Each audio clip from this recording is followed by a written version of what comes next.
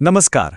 भगवद गीता की हमारी इस यात्रा में आज हम पहुंच गए हैं 5वें अध्याय पर, जिसका नाम है कर्म संन्यास योग।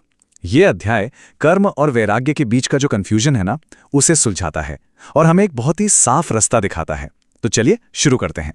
तो देखिए, अध्याय की शुरुआत ही होती है अर्जुन की एक बहुत ही बड़ी दुविधा से। एक ऐसा सवाल जो शायद हम सबके मन में कभी ना कभी जरूर आता है कि आखिर करे तो करे क्या? क्या दुनिया में रहकर अपने सारे काम करते रहें या फिर असली शांति की तलाश में सब कुछ छोड़कर कहीं चले जाएं? और अर्जुन के इसी सवाल पर श्री कृष्ण एक बहुत ही गहरा जवाब देते हैं। एक ऐसा जवाब जो इस सोच को ही बदल देता है कि त्याग का मतलब बस सब कुछ छोड़ देना है। तो चलिए देखते हैं कि वो जवाब क्या है। तो कृष्ण का जवाब एकदम साफ है, कोई लाग लपेट नहीं। वो कहते हैं कि देखो, कर्म छोड़ देना और बिना किसी फल की इच्छा के कर्म करना, दोनों ही रास्ते परम कल्याण की ओर ले जाते हैं। लेकिन इन दोनों में से कर्म योग यानी निष्काम कर्म का रास्ता ज्यादा बेहतर है। पर सवाल यह है कि ऐसा क्यों है? अब इस बात को थोड़ा और गहराई से समझते हैं। देखिए, इन दोनों रास्तों में एक बहुत ही बारीक सा फर्क है। एक है संन्यास यानी बाहरी त्याग, मतलब आपने काम करना ही छोड़ दिया। लेकिन दूसरा है कर्मयोग यानी आंतरिक त्याग। इसका मतलब यह है कि आप काम तो सब कर रहे हैं, पर उसके नतीजे से, उसके फल से आपको कोई अटैचमेंट नहीं है।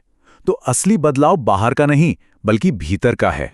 तो फिर असली सन्यासी कौन हुआ? क्या वो जिसने गिरुए कपड़े पहन लिए? नहीं, कृष्ण के हिसाब से सच्चा मतलब नित्य सन्यासी वो है जो अपने मन से आजाद हो चुका है, जिससे न तो किसी से नफरत है, न ही किसी चीज को पाने की कोई जबरदस्त इच्छा। मतलब ये कोई बाहरी वेशभूषा नहीं, ये तो मन की एक अवस्था है। ठीक है, बात तो समझ आ गई, लेकिन सवाल ये उठता है कि इसे करें कैसे? मतलब दुनिया में रहें भी और दुनिया की चीजों से अछूते भी रहें।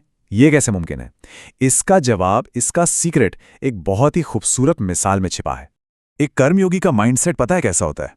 वो हमेशा यही सोचता है, मैं कुछ नहीं कर रहा हूं। वो काम तो सब करता है, लेकिन इस सोच से पूरी तरह मुक्त रहता है कि मैं करने वाला हूं। ये बहुत बहुत पावरफुल आइडिया है। अब इसके पीछे की फिलॉसफी क्या है? फिलॉसफी ये है कि हमारा जो असली मैं है, जो आत्मा है, वो सिर्फ एक देखने वाला है, एक साक्षी है। ये जो शरीर है, ये आंख, कान, नाक हैं, ये तो बस प्रकृति के नियम के हिसाब से अपना अपना काम कर रहे हैं। असल में फंसते हम तब हैं जब हमारे अंदर यह अहंकार आ जाता है कि मैं कर रहा हूं। और यहीं पर वो कमल के पत्ते वाली मिसाल आती है, जो इस पूरे बात को एकदम शीशे की तरह साफ कर देती है। सोचिए, कमल कीचड़ में ही उगता है, पानी में ही रहता है, लेकिन पानी की एक बूंद भी उस पर टिक नहीं पाती, फिसल जाती है। बिल्कुल बिल्कुल उसी तरह एक कर्मयोगी दुनिया के सारे काम करता है, पर उन कामों के अच्छे बुरे नतीजों का जो कीचड़ है, वो उसे छू भी नहीं पाता। और ये समझ तब और भी गहरी हो जाती है जब कृष्ण ये खुलासा करते हैं कि ये जो हमारे अंदर मैं करने वाला हूं वाली फीलिंग है ना, या जो हमारे कर्म है, इन्हें भगवान ने नहीं बनाया है। ये तो बस प्रकृति का खेल है, नेचर के गुण हैं जो अपना अपना काम कर रहे हैं। अच्छा, जब कोई इस तरह से कर्म करना सीख जाता है तो पता है क्या होता है? उसका दुनिया को देखने का नजरिया ही पूरी तरह से बदल जाता है। तो चलिए अब अगले हिस्से में चलते हैं और देखते हैं कि यह बदलाव कितना जबरदस्त होता है। इस बदले हुए नजरिए को कहते हैं समदृष्टि, मतलब सबको एक बराबर देखने की नजर। और यही एक ज्ञानी पुरुष की, एक पहुंचे हुए इंसान की सबसे बड़ी पहचान होती है। और जरा सोचिए, ये विचार कितना क्रांतिकारी है। एक ज्ञानी इंसान के लिए एक पढ़े लिखे विद्वान ब्राह्मण में, एक गाय में, एक हाथी में, एक कुत्ते में और यहां तक कि एक चांडाल में भी कोई फर्क नहीं है। वो इन सबके बाहरी रूप को नहीं, बल्कि सबके भीतर मौजूद उस एक ही परमात्मा को देखता है। और इस समदृष्टि को पा लेने का, इस नज़र को हासिल कर लेने का जो फल है, वो बहुत बड़ा है। ऐसा इंसान इसी जिंदगी में, इसी दुनिया में रहते हुए जन्म मृत्यु के चक्कर से, सारे बंधनों से आजाद हो जाता है। तो अब हम आते हैं इस पूरी चर्चा के क्लाइमैक्स पर, उस एक चीज पर जिसकी तलाश हर किसी को है, सच्ची अटूट आंतरिक शांति। वो कैसे मिलती है? कृष्ण सबसे पहले ये समझाते हैं कि हम जिसे सुख मानते हैं ना, मतलब जो चीजें हमें बाहर की दुनिया से मिलती हैं, वो असल में दुख का ही कारण है। क्यों? क्योंकि वो टेम्परेरी हैं। हर वो सुख जिसका एक आरंभ है, उसका एक अंत भी है, और जब वो खत्म होता है तो पीछे दुख ही छोड़ जाता है। तो फिर असली परमानेंट खुशी कहाँ है? कृष्ण कहते हैं वो मिलेगी दो भीतरी दुश्मनों को जीतने से। पहला है काम यानी इच्छा का जबरदस्त आवेग, और दूसरा है क्रोध यानी गुस्से का आवेग।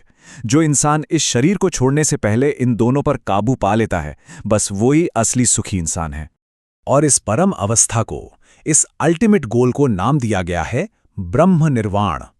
ये कोई ऐसी चीज नहीं है जो मरने के बाद किसी स्वर्ग में मिलेगी। नहीं, ये तो एक आंतरिक खोज है, अपने ही अंदर खुशी के, आनंद के और प्रकाश के सोर्स को खोज लेना। और आखिर में कृष्ण शांति का सबसे आसान और सबसे प्यारा फॉर्मूला बताते हैं। वो कहते हैं, मुझे यानी ईश्वर को सभी प्राणियों का सोहृद यानी सबसे अच्छा दोस्त जानकर इंसान को शांति मिलती है। सोचिए, ईश्वर कोई दूर का राजा नहीं, बल्कि हमारा सबसे करीबी दोस्त है। जब ये एहसास होता है तो शांति कहीं बाहर से नहीं लानी पड़ती, वो अपने आप आ जाती है। तो ये अध्याय हमें एक बहुत ही गहरे सवाल के साथ छोड़ जाता है। अगर जिंदगी में एक्शन लेना, कर्म करना हमारी मजबूरी है, अगर हम उससे बच नहीं सकते, तो हमारा उसे करने का नजरिया क्या होना चाहिए? हम किस सोच के साथ काम करें कि वो हमारे लिए बंधन ना बने, बल्कि मुक्ति का जरिया बन जाए? इस पर सोचिएगा जरूर।